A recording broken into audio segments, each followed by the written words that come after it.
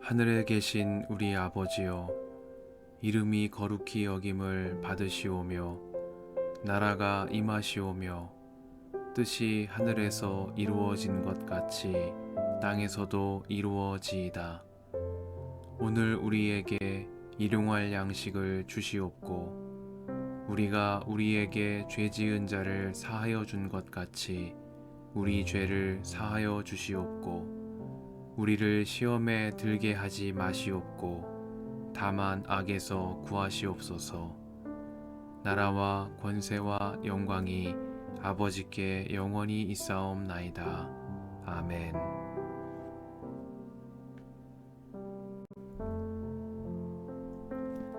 주님께서 모세에게 말씀하셨다.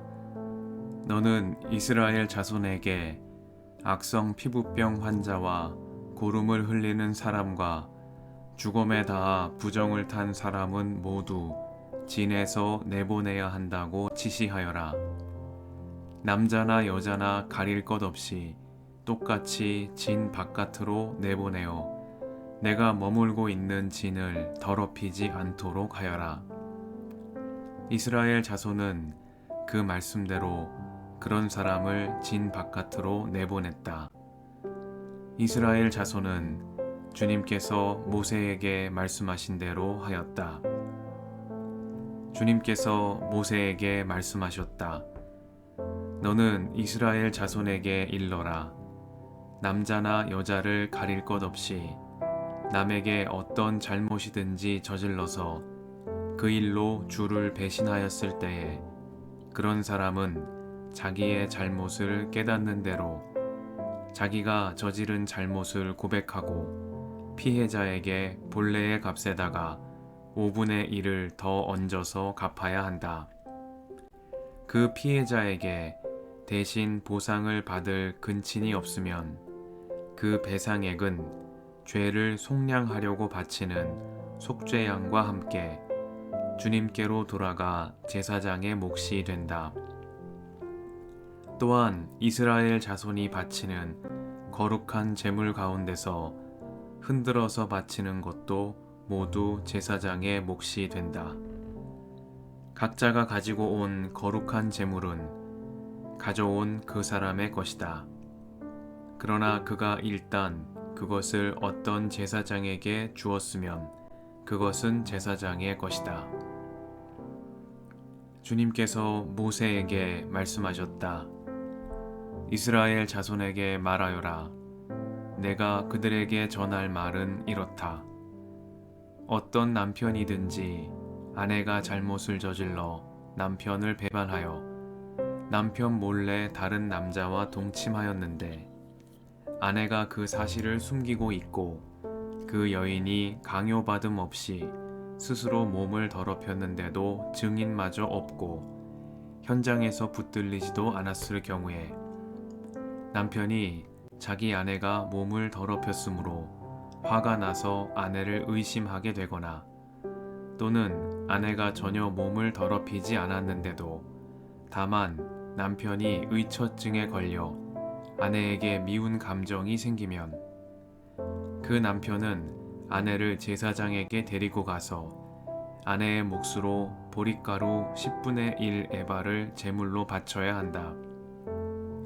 그 제물에는 기름을 붓거나 향을 얹을 필요가 없다. 그것은 미움 때문에 바치는 곡식 제물이며 잘못을 상기하여 기억하게 하는 곡식 제물이기 때문이다. 제사장은 그 여인을 앞으로 나오게 하여 주님 앞에 세운다. 제사장은 거룩한 물을 오지 그릇에 한 그릇 떠다가 성막 바닥에 흙을 긁어서 그 물에 탄다. 제사장은 그 여인을 주 앞에 서게 한 다음 그 여인의 머리채를 풀게 하고 기억하게 하는 곡식제물, 곧 미움 때문에 바치는 곡식제물을 그 여인에게 주어서 들고 있게 하고 제사장 자신은 쓴 물, 곧 저주를 내리는 물을 자기 손에 들고서 그 여인에게 다음과 같이 말하면서 맹세를 시킨다. 어떤 남자와도 동침한 일이 없고 지금의 남편과 결혼한 이래 그를 배반하여 몸을 더럽힌 일이 없으면 저주를 내리는 이 쓴 물이 내게 아무런 해가 되지 않을 것이다.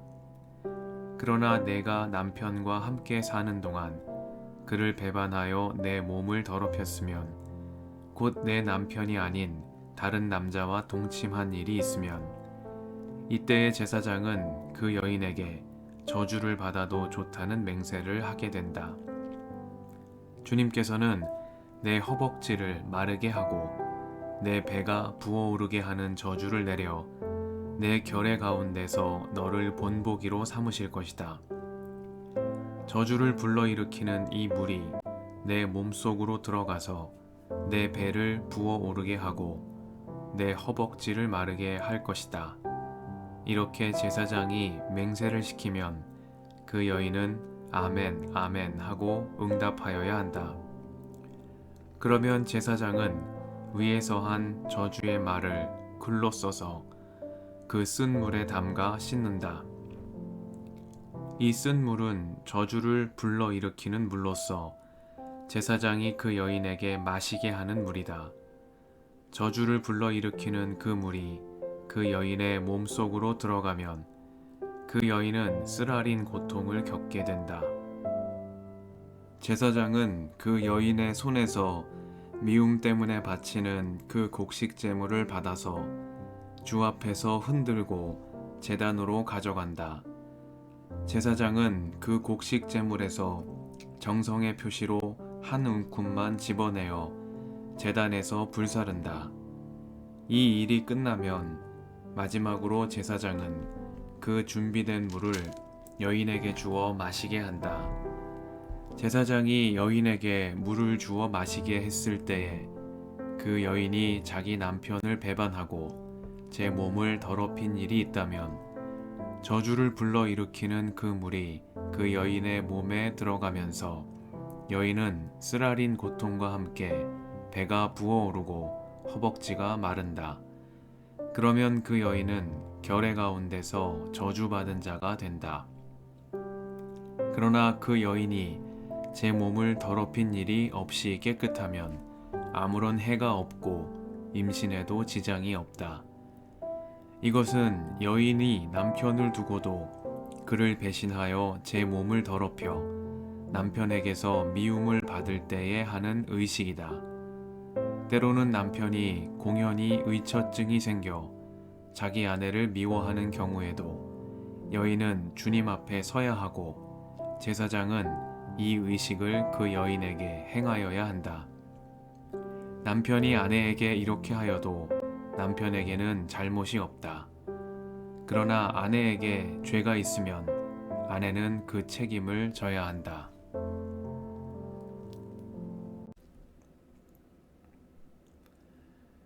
주님의 은총과 평화가 이 저녁에 여러분과 함께 하시길 빕니다. 남편이 아내에게 이렇게 하여도 남편에게는 잘못이 없다. 그러나 아내에게 죄가 있으면 아내는 그 책임을 져야 한다. 말씀 앞에서 성령의 인도하심과 지혜를 구합니다.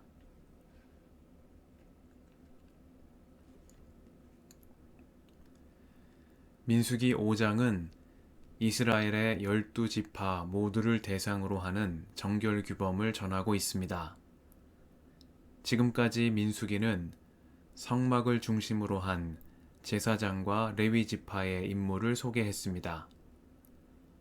하나님께서 백성 가운데 거하시는 성소를 중심으로 제사장과 레위 지파 그리고 이스라엘의 12지파가 각자의 자리에 배치되어 단결된 진영을 이루도록 명시되었습니다.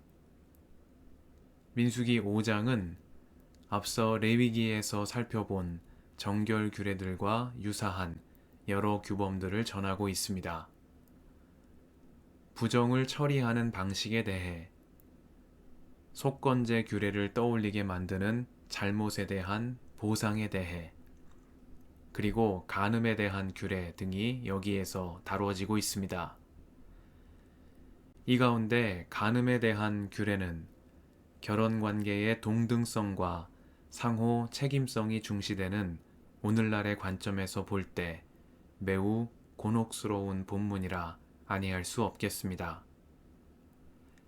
남편의 의심만으로도 아내에게 책임을 묻고 제사장 앞에 세워 의식을 행하도록 하며, 남편이 아내에게 이렇게 하여도 남편에게는 잘못이 없다고 말하는 고대 이스라엘의 편향적 규범을 오늘날의 사람들이 문자 그대로 받아들이기는 어려울 것입니다. 그렇기에 현대의 독자들을 당혹스럽게 만드는 이 본문에 대한 이해는 많은 성서학자들의 연구 주제가 되기도 했습니다. 관점들을 종합해 보자면 해석적인 견해의 차이에도 불구하고 연구자들은 대체로 이 본문이 공동체 안의 관계성과 신뢰를 보존하려는 목적으로 기록되었음을 공통적으로 지적하고 있습니다.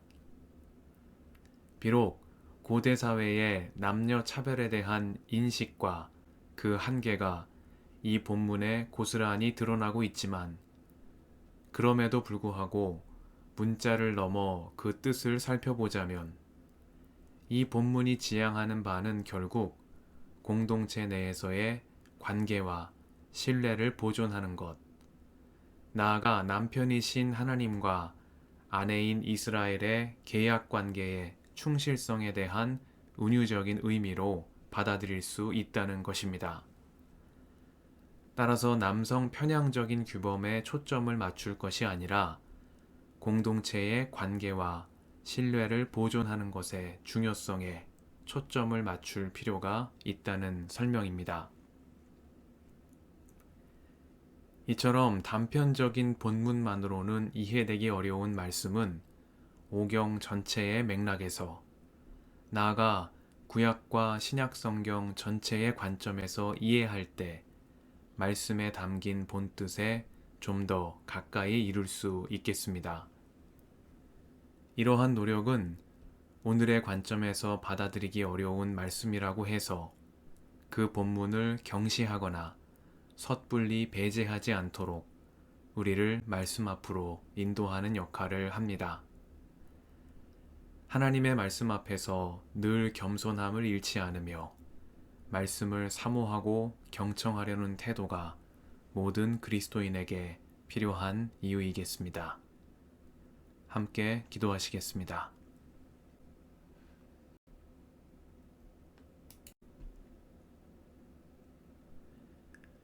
주님, 이 저녁을 허락하시니 감사합니다.